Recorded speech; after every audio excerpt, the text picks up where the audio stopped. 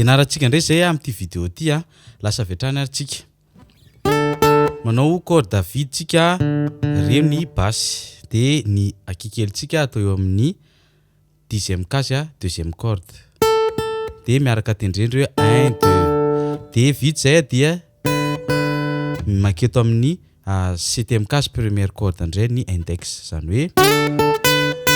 de miverina ny auriculaire eto zany hoe aona fanaovana le manomboka 8e case 7 9 7 zany hoe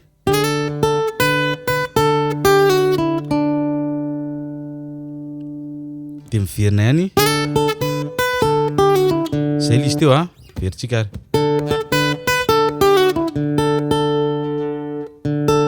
zay toyany zany hoe ataoko miadana be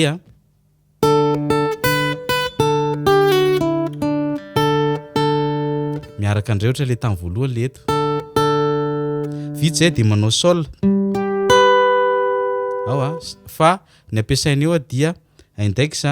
annulaire de auriculaire tia eto amin'ny 10e case de reto 12 daholo 3e corde de 2e corde de veo makato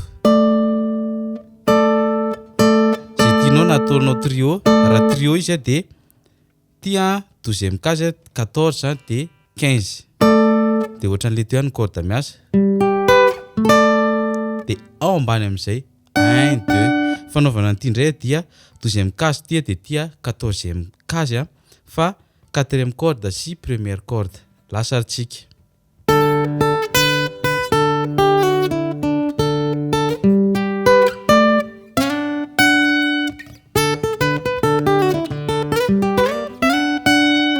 De rehefa manao anazy atao slide lizy hoe raha tsy voatsindry indray de atao hoe de veo de ohatr'izay lizy ataotsika miadana